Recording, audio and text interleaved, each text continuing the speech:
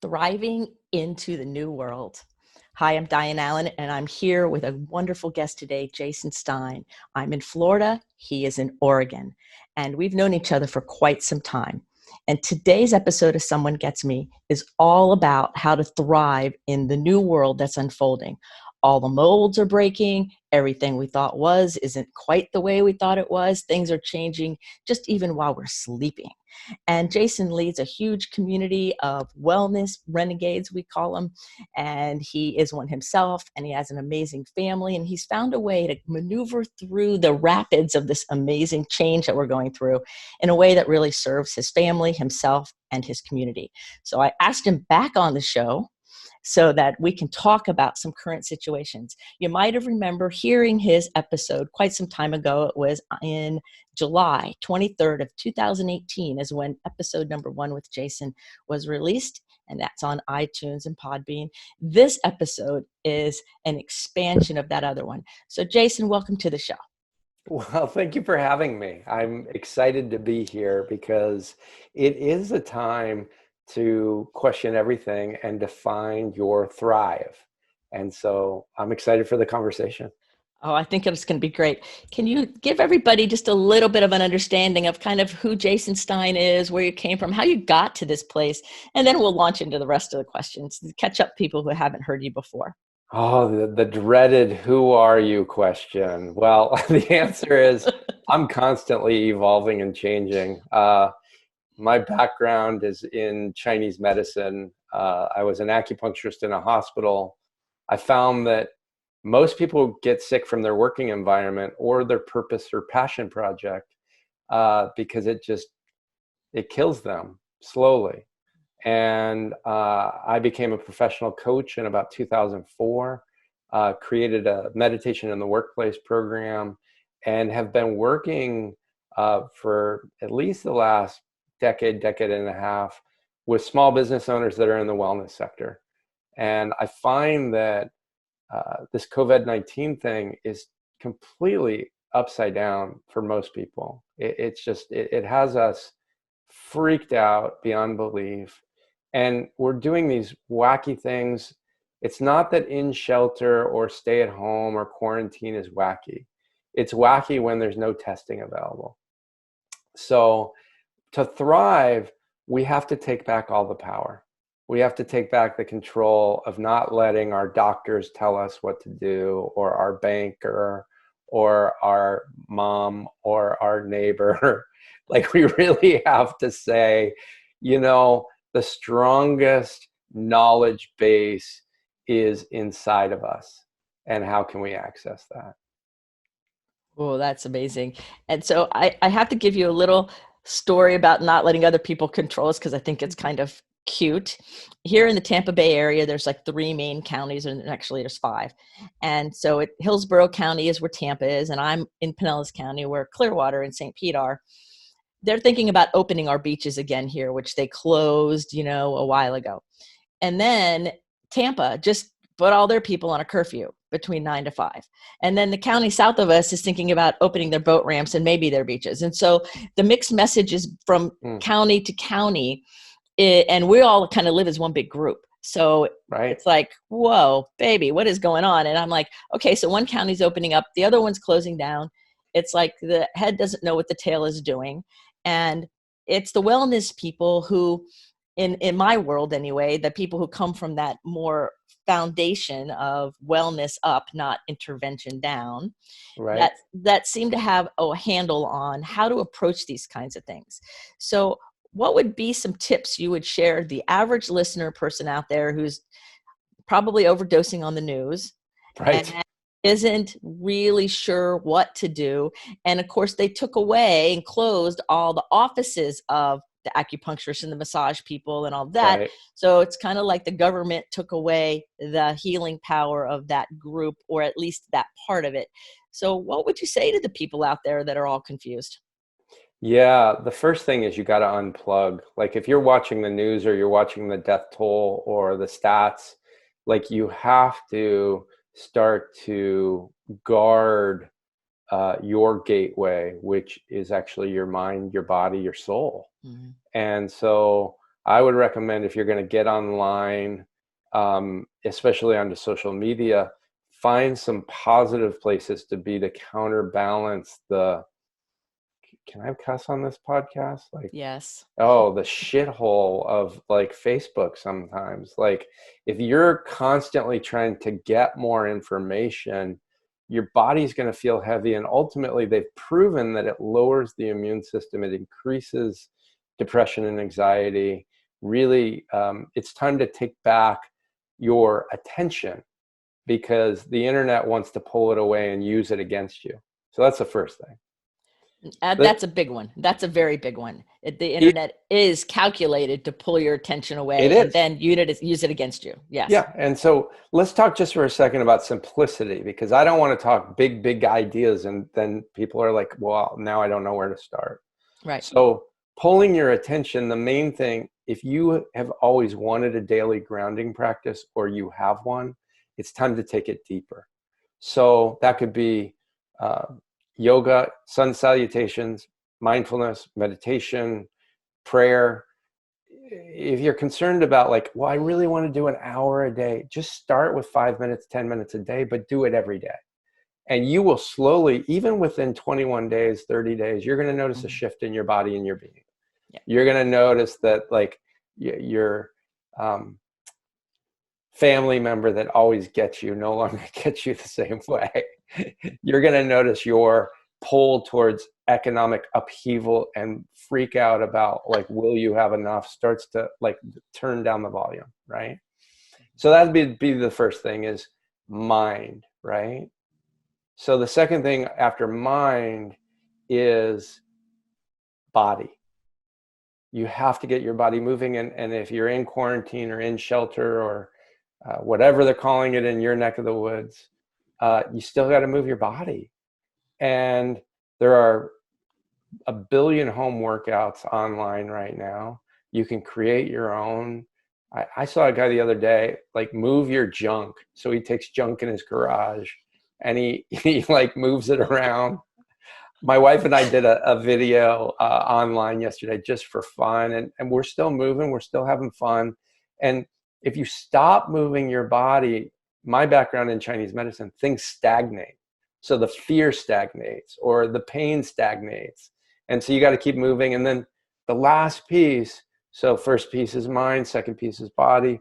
The third piece would be food. And really easy, like I've heard there's a huge increase of stress eating going on right now. And if you can take back your immunity and not wait for someone else to boost it up, but you can boost it yourself, your odds are going to be so much better if you get infected with COVID or anything else, the next flu or whatever's going around, or even allergies right now are a big deal. Right. So taking back our own immune system is a really big deal. And so we live in a Western society that says intervention medicine, wait till you get sick, and then someone outside of you is going to tell you what to do to fix it, which is backwards, which we know. And so when we talk about taking into our own hands, our body, and our own immune system, obviously meditation and grounding practices and mindfulness raises our immune system because it lowers the fear. That's established, that's well known. And if you're listening to us and you haven't learned it yet, just Google it, because there's tons of information. And so what about the food? What kind of foods and what kinds of things people can do on that simple level to help raise their immune system? Well, it's spring. And so everyone, I invite you to grow a little garden and have some greens in there. So some of the foods that are going to be best for you are those green leafy vegetables. You really want to avoid processed foods, which this isn't rocket science. We hear it all the time. But what I want to talk about more is the behavior modification. Yes. Rather than what should we be doing, we know what we should be doing. Like, this is grandmother's medicine. You should be eating healthier. You should be moving your body a little bit more. You should be sleeping more at night, and fucking unplug your phone and your computer. Like, that's what we should be doing. That's what we need to be doing. And I just saw a picture yesterday of a farmer having trouble, and the person posted on Facebook, we get our food from Kroger's and Albertsons. Why do we need to help the farmers? Well, the interesting thing, I also saw something online, and I haven't backtracked the fact checker on it, but that many Walmarts and other stores are saying that seeds are not essential, so they're not selling seeds. And if that's true, that's just big agriculture trying to take away your choices again. So again, this podcast, thriving, Mm-hmm. take back your choices. I want to share a story with you. Like, it was probably 5 years ago.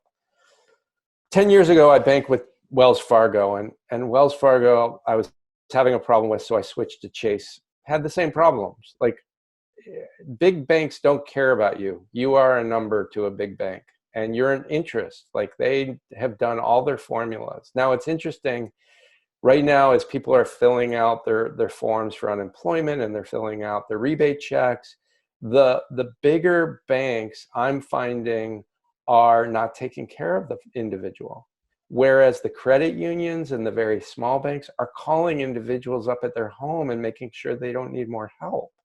So it was 5 years ago, I switched my bank to a very small bank, and it was really hard. It's not an easy decision when you have everything has your banking information on it, all your online bills, all your stuff. Mm-hmm.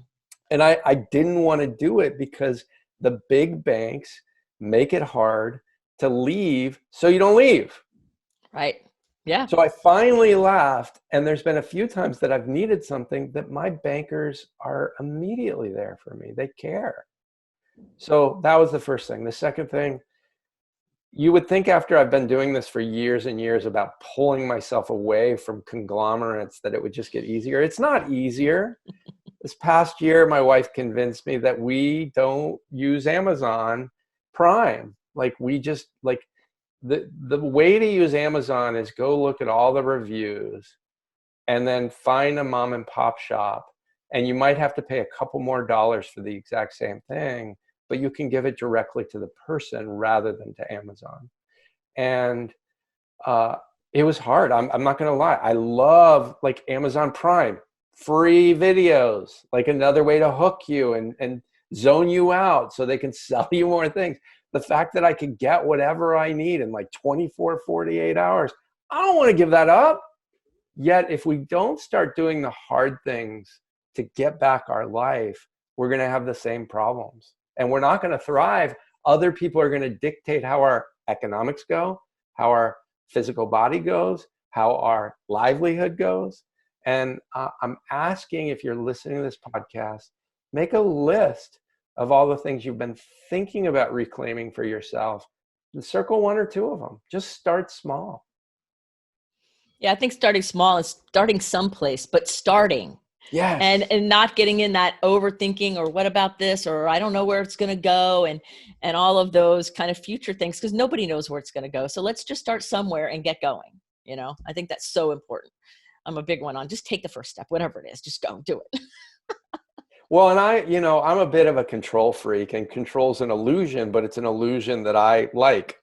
And so when this happens, like, I'm the type of guy that I'm like, part of me wants to run out and go get it and gamble and see if I can survive, because the government in all parts of the world has screwed this upside down.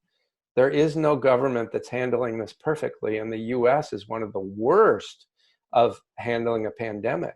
Part of the problem is there's no, as you said, unified message. So we're really not in this together. The other part of the problem is the testing. There should have been testing available. Here's a true story. My daughter, 8 weeks ago, had all the symptoms.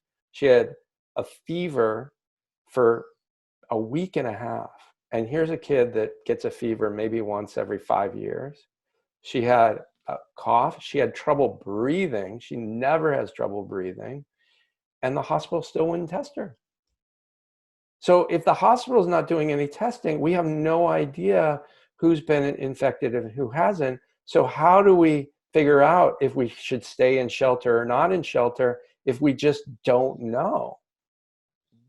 And so my wife's a physician, and we're looking at how do we get our own tests? Like, I'm tired of hearing we don't have the answers for you.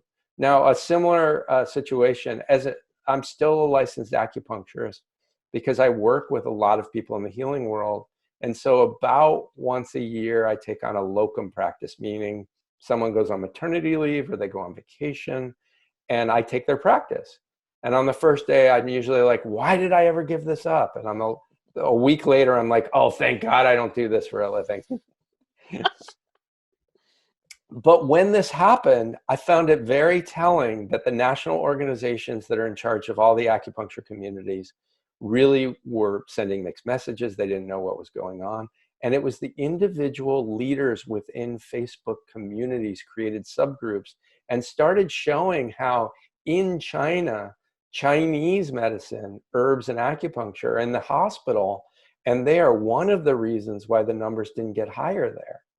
And so why is this not like Chris Como, who everybody knows, and you either love him or you hate him? His wife is a wellness person and listed out exactly the homeopathic and food medicine protocol that he did when he got infected. Why is this not on every major news outlet? Why is it hidden? It's hidden because big pharma does not want you to know how to take care of yourself. And if they spend enough money to keep you plugged into your computer and fear monger you into like not doing things because they'll kill you, then we start to challenge our own beliefs. Even if our intuition is like, I know this feels wrong, this doesn't feel right. So my recommendation, I'm very passionate about this, is that you find some leaders that you can trust and that you start doing your grounding practice so you can trust yourself. Like, can you imagine what kind of world we would have if people just trusted themselves more? That would be amazing. I think it would be an amazing world. I Yeah. agree. Yeah. I agree. And I think that's how we thrive. I think we thrive by dialing into who we are on the inside and letting it show up on the outside. That's part of the way we thrive. The other Mhm. way we thrive is we have to get into communities that support that part of us. Right. Because I've worked with people long enough on changing really who they are, and they're not changing who they are, they're just unveiling what's already been there. That often there's people in their community like, you're too big, don't do that, or your personality is too much, tone it down, or you ask too many questions, don't ask. And like, we have to let those people go, or we have to tell them to fuck off. One of the two. Right. And I laugh because that's happened to me almost my whole life until recently, where everything I said, I would say something and people would tell me to be quiet, or, you know, this comments I don't even want to say out loud. Some of them were not very nice and they were acting like they were helping me when it really wasn't helping me. Right. Hmm. And it wasn't supportive and it wasn't community. And so it took a while. That's why the podcast is Someone Gets Me, because a lot of people who are visionaries, a lot of people who are gifted, look around and people aren't getting them. And they need community. We all need community. Our brains require connection to others of the same species. It's a requirement as a mammal, down Yeah. to the basics. It's a Yeah. requirement to Yeah. have community. So what are some things that you're doing to help your community? Because you're a leader of a really Hmm. big community, and Yeah. you've created this amazing group of people, Yeah. and you've really stepped up and stepped into the role of helping people thrive, because there's a lot of collateral damage and a lot of unexpected consequence that happens with these kinds of things. And here are the healers in crisis, and you've stepped in to really help show them the way. So what are some of the things that Hmm. you're doing? Because I'm thinking people are listening to us that may not know you and don't know your community, and may not know how I see it much, but I could say, wow, I could create that for me. What kinds of things are you doing? Okay. So the first part is, I have hundreds and hundreds of people on my newsletter and thousands of people on my social media accounts, and showing up. And the first thing I did was just offer 20 minutes to anyone that needed it. So I knew I couldn't do that forever, but it was a quick way to get in. And the first couple of weeks when things started turning sideways, I was having calls all day, every day, just to support people.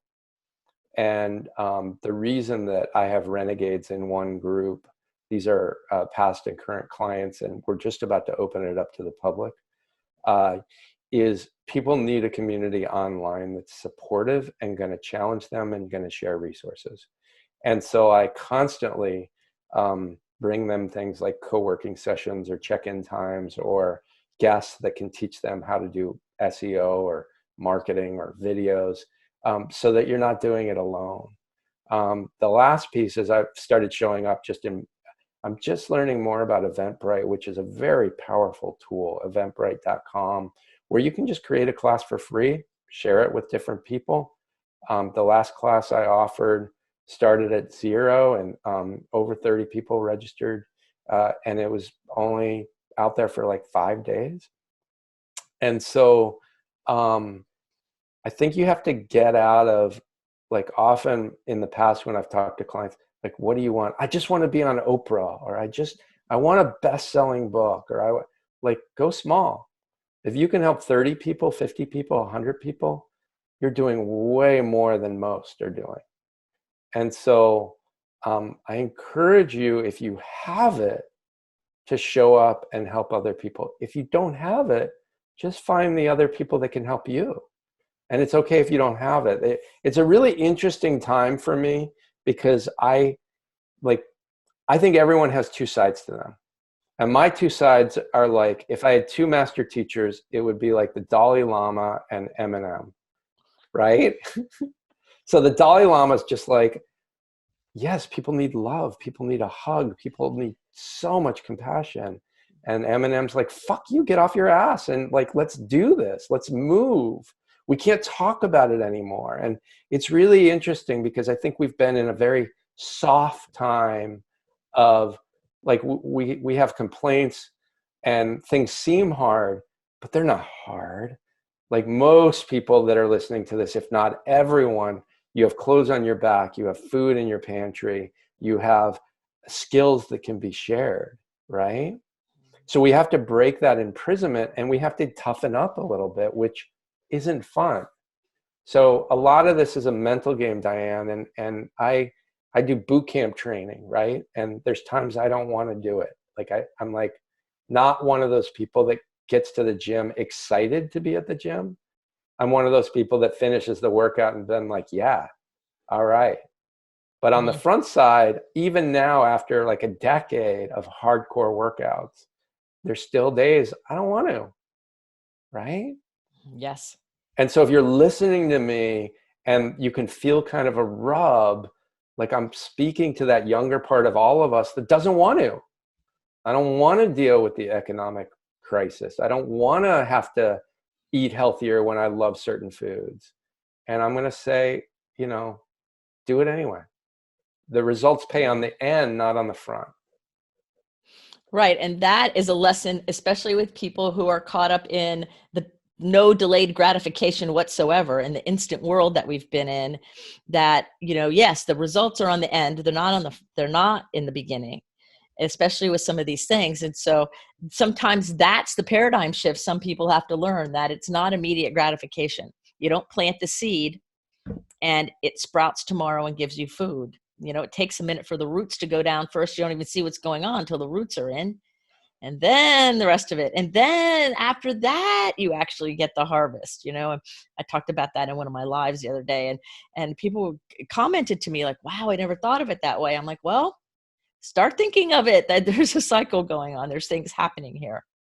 Yeah, I mean, the really weird thing is that because I've been doing this for a decade now, I turned 50 this year, and I'm in the best shape of my life, right? And it didn't start with just showing up once and being in the best shape of my life. It was the commitment to keep going and going. And now, I'll be honest with the listeners, last week and the week before, I generally work out 6 days a week.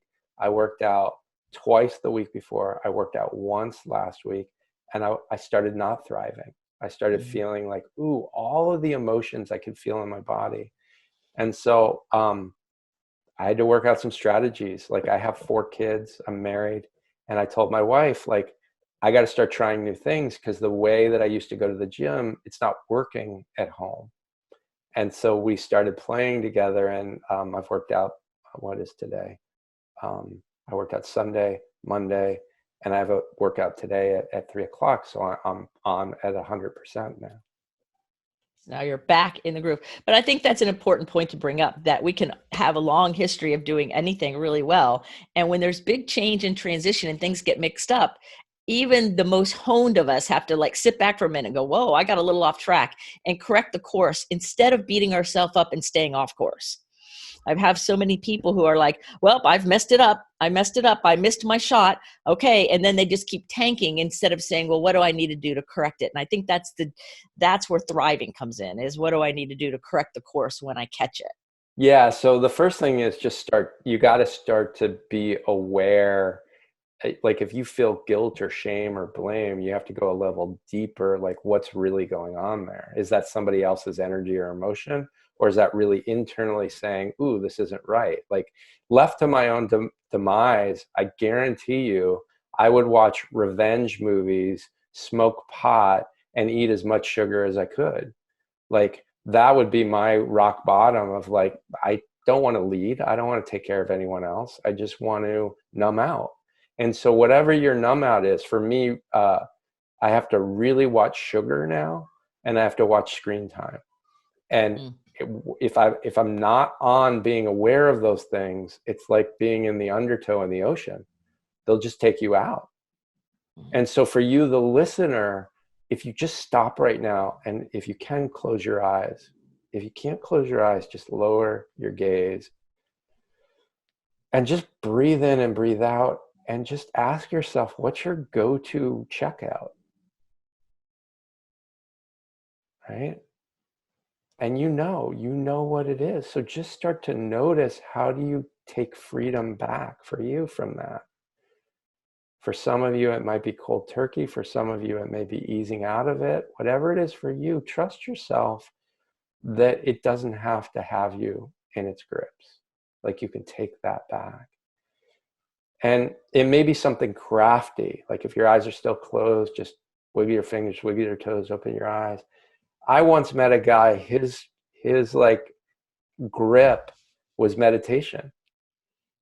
And like you would think, well, no, you can't meditate too much. Yeah, you can. You can start to exclude the rest of the world and just go internal.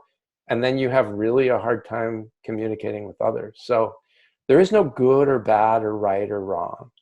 It really is things that work for you and things that don't work for you. Yes. I did that meditation too long thing years and years ago. I owned my own center. Gosh, I don't know. You just reminded me of it. When would this have been? In the 90s, I think, early 90s. And in between my groups or in between my clients, I was alone in my office, and I had a huge group room that had all these pillows. We sat on the floor on pillows. So it was Yeah. perfect for meditating. And I would just be in there for hours all the time. And then I really had to struggle. I struggled a lot with resentment of having to deal with people. Like I Yeah. didn't want to drive. I didn't want to deal with traffic. I didn't want to deal with anything. And I'm like, God, what am I so intolerant for? I'm meditating all the time. I shouldn't be intolerant. And then it hit me. Oh, we're meditating over the top. And so it comes back and gets you. And then I went back to my previous routine, and it settled right down shortly after that. But I remember that awareness of, I'm thinking, oh, this is great. I can meditate all the time. And I'm like, well, not that much all the time. So I was a long time ago. That was wild. I just remember that. So what are some things that you would say that it would be really important for all of us to pay attention to moving forward? Mm. Oh, the first one that comes to mind is like, notice yourself being a hypocrite. Mm. It's like we're so good at seeing the parts of ourselves we want to change in others. And we do this really wacky thing where we try to change them rather than try to change ourselves. And so it's really fascinating to me, because I have a 1, 3, 12, and 16-year-old and kids. And that's the spectrum in child development. And somewhere we just lose like the way we teach children. We're still children. Like I'm 50. I don't know how old you are, Diane, but we sink back into these habits, and then we think like the same stuff won't work. So one, be kind. Be kind to yourself, Mm-hmm. and notice when you're trying to change someone else rather than change yourself. So take accountability, right? Mm-hmm. It's really the basics. Go back to the basics. Right. Um, the other thing about that is keep it simple. Behavior modifications only work when they're simple. If you try to take on too much, you're just going to fail. And if we get in that failure pattern, we just feel bad and we don't have any successes or any wins. So we give up. And so structure it in a way that you're not going to quit. Like really allow yourself to show up bigger and bigger and bigger for yourself, and then celebrate those small wins. The small win may be that you want to learn how to do one pull-up. You know, the small win may be that you don't get that food that you know doesn't work for you. So start there. That's a really good one. And another thing that I've been talking to people about that goes with what you were saying is, if you're having a hard time releasing like the food that you know you shouldn't have, you still have a hard time going through it in the grocery store, you have a hard time not eating it, eat healthy things first. And then if you still want it, you're not going to want as much of it. So if you keep replacing things with what's better, the body's going to feel fed and feel more nourished. And then it's not going to have that same craving, or it's not going to have the same power. And so at least you're getting the good stuff in. And so far, people are finding that it's helping at least some to get them started, so they have some kind of success going on. So. Well, I mean, the crazy thing is that the diet industry is a billion moving to $1 trillion business. But if you look at the stats, the evidence just isn't there that it's helpful at all. And so I think, like, go to the basics, drink water, like breathe deeper breaths. Like if we could just start with water and breath, yes, things can change so much with water and breath, right? That's yes. Air and that's water. And if we all took a big breath right now, there's still plenty of air. We can't run out. We can all suck in right now together. Everybody listening, all suck in, and we still have plenty of air. So as I say all the time, air is your friend. Breathe. I don't know the truth to this. I read something else, like, because I try to stay just informed enough to not look foolish, but it probably makes me look more foolish. Intubation is, you know, when they put the tube in your mouth for COVID. And what I'm finding is statistically, the best thing you can do is breathing exercises. Mm-hmm. That's the best thing to prepare you if you do get it, but also if you have it, how to strengthen it not getting worse. And that's amazing to me. It's just like, I get excited about that, about like, what if you could grow some vegetables in your garden? You could drink more water. And then, yeah, I would recommend that you buy a purifier so that you have a slow drip or some sort of filter. And then finally, what if you just did some breathing exercises? Like, imagine how much you could change your life with those three things. Right. Tons. Absolute tons. I know one time years ago, I was doing a talk, and the person sitting, the way the room was set up, it was so full. I was like on a postage stamp, and there were people on the floor around me and in the chairs and everywhere. And there was this person like 5 feet, if that. There was a person between us, so a body length distance from me. And that person was holding their breath so tightly that in the middle of whatever I was saying, mm-hmm. I don't even remember now, I remember turning and going, "Would you breathe?" We have since become very good friends over the years, but because it took her by surprise. I go, "You're not breathing." And if you're not breathing, then other people aren't breathing, and then all this doesn't work. So everybody needs to breathe. And I stopped everybody, and we breathed a few times, and they go, "Wow." I go, "Yeah, there's plenty of air. Air is your friend. Breathe, everybody. It's okay."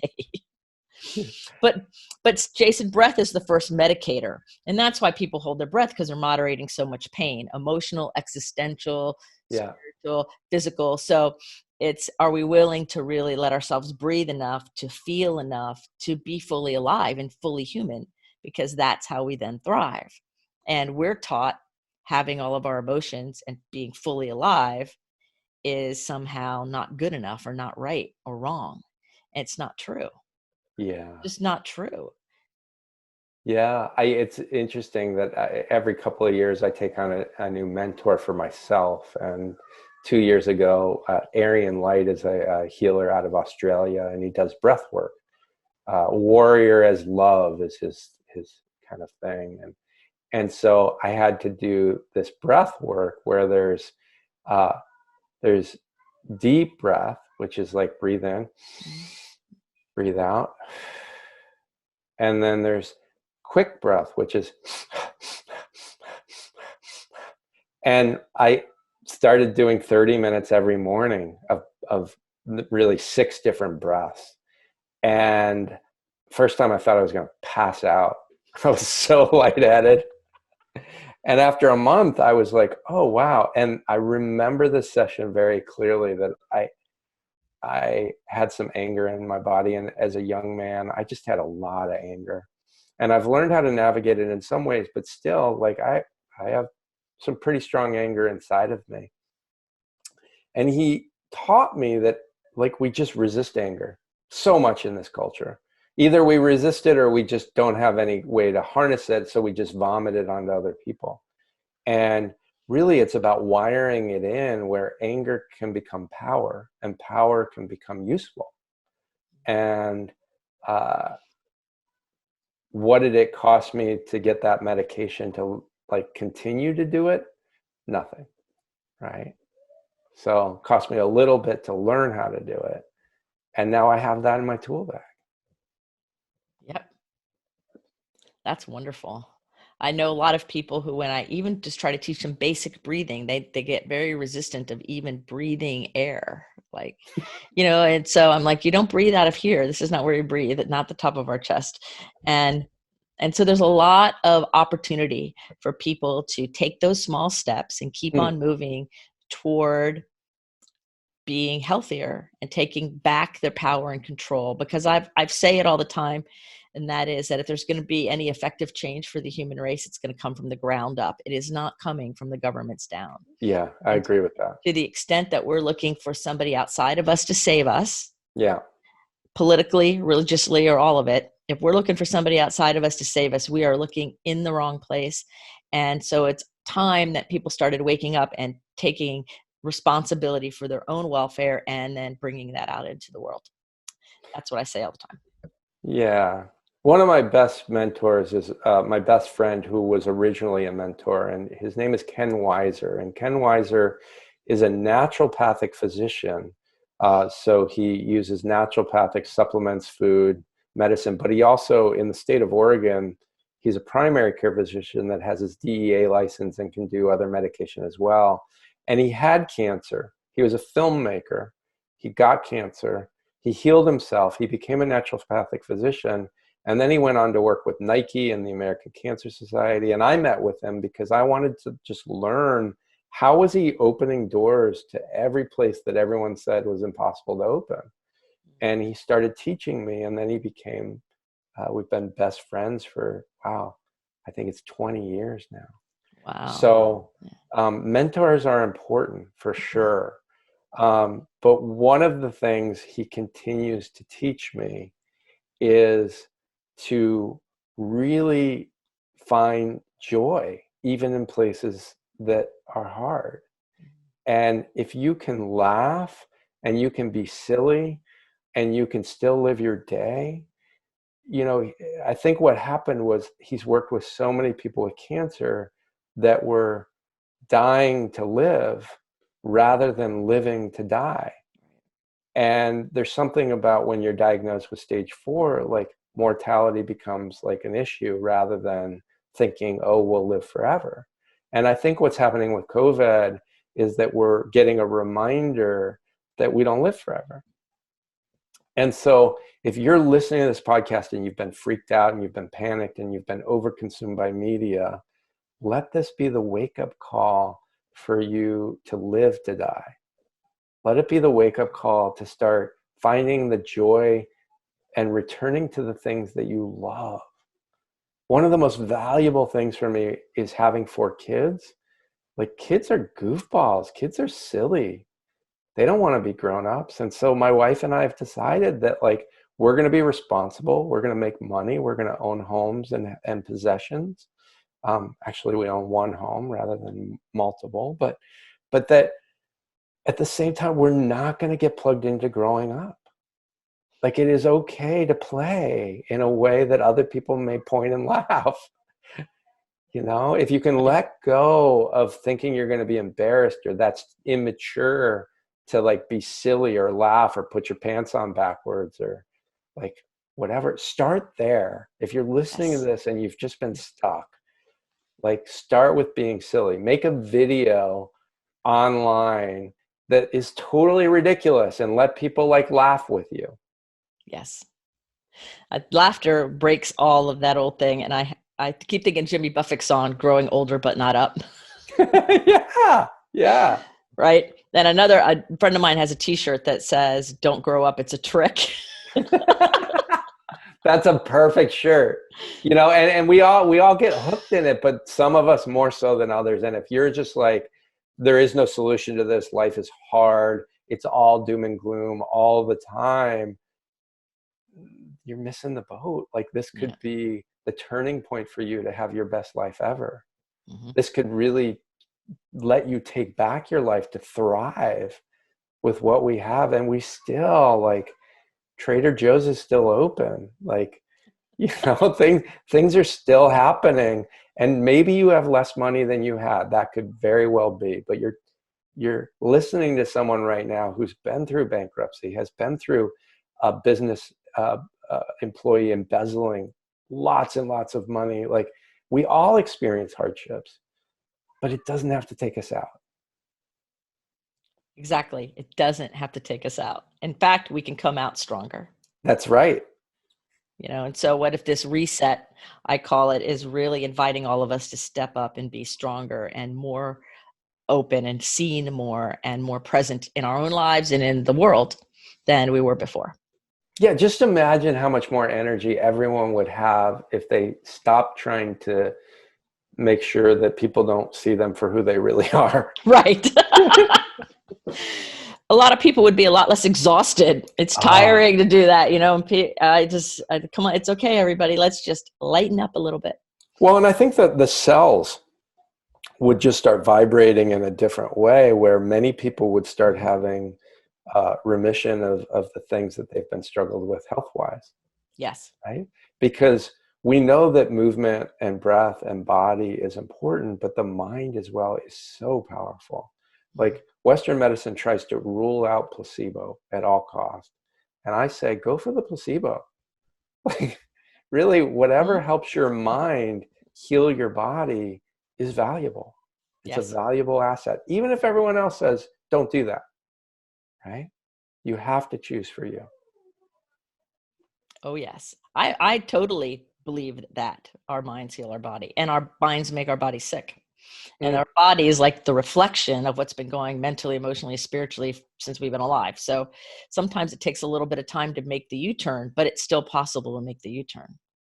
Yeah, and if you're just like, it's possible, but I don't know how, like reach out to someone like me or Diane or someone else, like allow yourself to be seen by someone who really gets you. So yes, I have that Eminem side that I'm like, hey, let's make some change. But that Dalai Lama side is needed. It's needed to be Mm-hmm. seen for who we are and accepted for exactly where we are. So I often, whether it's copywriting or working with my clients, empathy first. Like if you Mm-hmm. can get empathy first, that's where the change can happen. Absolutely. That's true. So everybody, you're listening to Jason Stein, who is an amazing business coach for wellness people. I've known him for several years, and actually he works with me. And my business is better for it.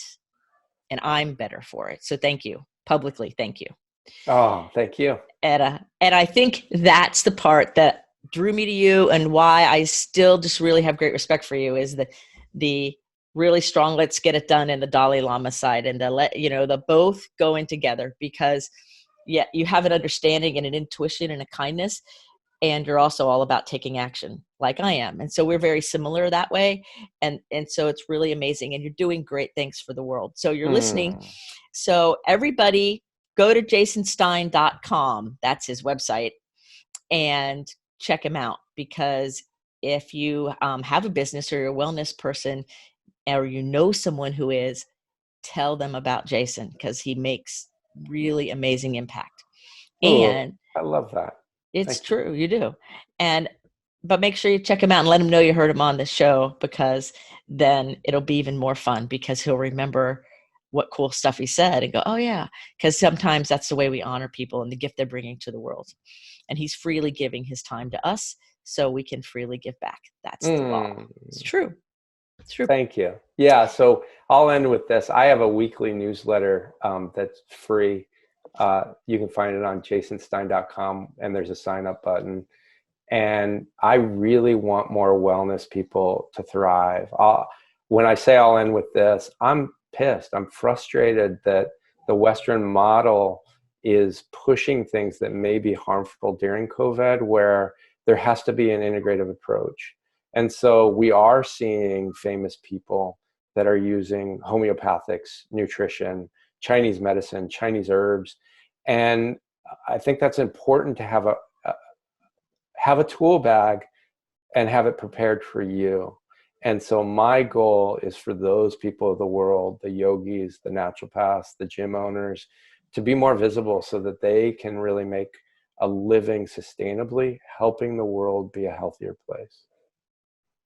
So you heard it here from Jason Stein. Now I have one kind of final question, because I want to close it on a little bit of personal note, because you have a great sense of humor. And so if we were going to do a billboard that you were going to put a message for the whole world on, what would you put on it? Oh, that's a great question. Oh, if I had a billboard, you're putting me on the spot. I love the question. I think I would probably put, like, don't let the motherfuckers get you. That's what I would say. So there might have to be some, yes. All right. That's so you. It's so you. So there you go. That's the billboard that will be seen around the world. jasonstein.com. And Jason. Right. So Jason, thank you so much for coming on the show today and helping people really see that you can be seen, and there's a great way to be seen, and we can all thrive. And thank you for helping so many people before all this COVID-19, helping people through it, and I'm certain flourishing afterwards. Your presence is making a difference. So thank you for that work, and thank you for coming on the show. Thank you for having me.